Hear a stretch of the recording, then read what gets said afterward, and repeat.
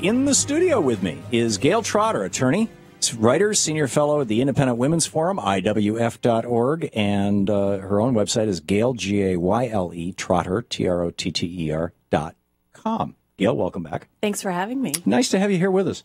The Republican Party has... Is this from the party? No, it is not from the party. Okay, let me just finish the setup for this. And this is the Citizens Mandate, and the headline is Stop the Fundamental Transformation of America, Citizens Mandate for the November 2014 election. So this was before the last election that this was published, right? No, it's published for January with the new Congress coming in. It's to give Congress a playbook to... Oh, Citizens Mandate from the November 2014 election. Yes. Okay. So pulling all that together. Yeah, so we're the new Republicans. We're here. We're in charge. And this is what we want to do. It's not from the Republicans. The idea is to tell the Republicans what kind of playbook they need, and any Democrats who want to stop the fundamental transformation of America. So it's a bipartisan thing.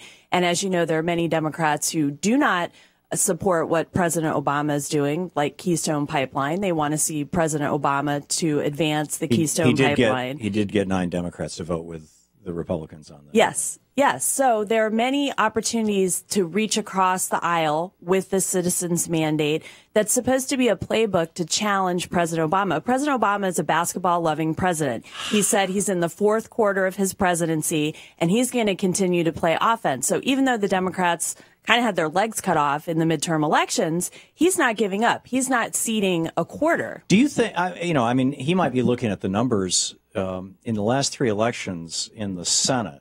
Democrats got 20 million more votes than Republicans. In the last election in the House, Democrats got 5 million more votes than Republicans. So we have Republican control of the House and Senate Which now, is all that matters. Absolutely. As a result of gerrymandering in red states out of the 2010 census. It works both ways. I know. And out of aggressive Republican efforts to take low-cost, low-population states and flip them Republican. This is a 20-year project that goes back to Lewis Powell. Yes, and President Obama would like to say that the Americans who showed up and voted, that their votes should not count, that these were all local elections, and a lot of people chose to stay home. But he was actually less popular in the 2012 election than he was in the 2008 election. So the same argument I don't disagree, but he won. Pulled back on him. He won. Same with the Republicans, and they have the majority in the House and the Senate. But my point is that the House and Senate, 17% of eligible Americans in the last election voted Republican. 17%. But the point is that people who show up are the people who care, the people who are most invested in these policy issues, who are paying attention. Among the people who showed up, under our constitutional system, they are the ones who are granted the power. And but among the people who showed up, believe in self-government, 20 million, and a constitutional system. 20 million more people voted for Democrats. But Democrats didn't win the Senate. But the point is, who has control of the House and the Senate, and that's the way to. Okay, well let's back up a little bit. Yes. You say the president is fundamentally changing America. Absolutely. Without question. Big government programs? Big government, lack of accountability, lack of transparency, continuing to completely overuse the federal government to advance let's take these things one at a time. Yes. George W. Bush increased federal spending 7.3% during his first term, 8.1% during his second term. And that was a mistake. George Herbert Walker Bush increased government spending by 5.4% during his one term. And people would not say that HW was a conservative. And Ronald Reagan increased government spending by 8.7% in his first term and 4.9% in his second term. So all of these guys were over 5% in every term. President Reagan gave us the best tax reform act ever, the Tax Reform Act of 1986. That's not true. He lowered capital gains. He was able to increase revenue to the fisc. That's not true. The middle class had a resurgence during President Reagan's time, and he was able to give us a dividend through the Cold War to win the Cold War, which President Clinton was able to take advantage of. And we had this run of peace that we were able to have that was from President Reagan's policies. You have to know this. You have to know that from 1980 to today, while productivity has continued to climb consistently, from the George Washington administration till today, productivity continuously climbs. Right. For the first time since the George Washington presidency, from 1980 to today, wages have been flat.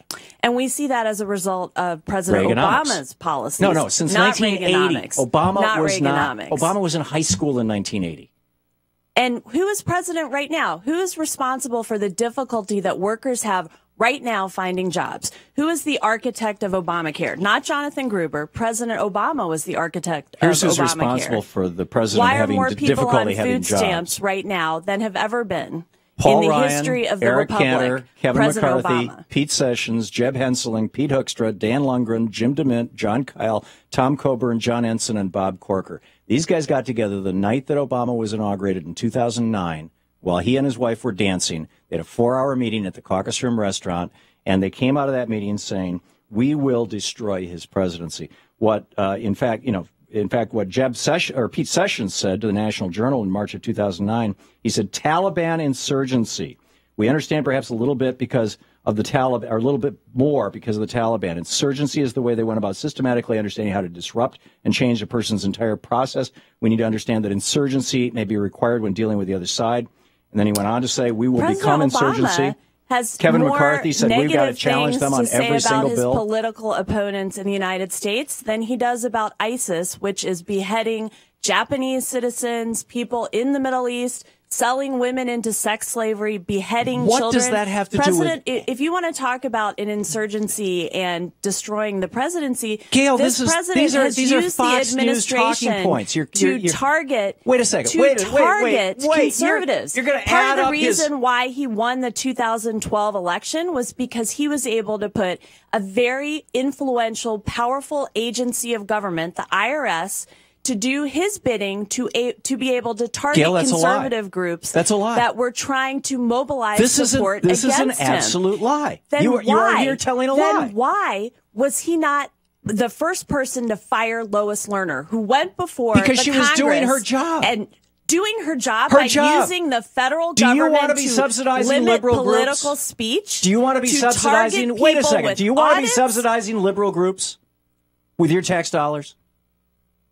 We do all the time. I don't understand your question. I'm not all that enthusiastic about subsidizing anybody who's trying to influence politics. If you're talking about tax credits as being a subsidization, then that is not correct. Let me finish my sentence, please. The Internal Revenue Code says that if you are a 501c3 or C4, you have to be 100% on for public service. That's not correct. The Internal Revenue Service has interpreted that to say over 50%. You said not at all. You are allowed to have some political activity as a 501c4, and you may have some as a 501c3 that is not targeted at elections. No, look it up. Yes, you can influence policy. No, seriously, Gayle, look up the difference between the law. I'm a tax lawyer. You are incorrect on this. What the law says and the way that the IRS is interpreting it are different. The IRS interprets the law, and citizens are free to challenge the interpretation. The IRS promulgates rules, but that is not the determination of Congress in the law. So that can be challenged. The tax court and the Supreme Court are able to come in. I'm defending a Fox News phony baloney,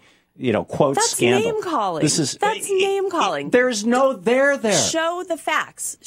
President Obama said there was not a smidgen of corruption at the IRS. There's not. But that was right after he had said in May of 2013 that there was astonishing lack of control. We're just about out of time here, Gayle. This is your Republican agenda. Let's have Congress investigate the administration. This is not a Republican agenda. This is the conservative agenda. We have a Facebook page for the Citizens Mandate. So anyone who wants to go and see what I'm advocating, please go to the Facebook page and you can understand it. Unfortunately, we weren't really able to go into much of it, but the idea is to stop the overreach of executive power, to stop the abuses of power. Because progressives also agree in justice, in the rule of law, in the Constitution. I didn't say that. He's fundamentally changing America. He is fundamentally changing socialism, right? No, I didn't say that. And I wouldn't say that. Huh. You can disagree with someone without it being socialism. Gayle Trotter, Gayle, Trotter.com. This is the Thom Hartmann Program. And, of course, IWF.org. Gayle, thanks for dropping by. Thank you for having me. Nice to see you. We'll be right back.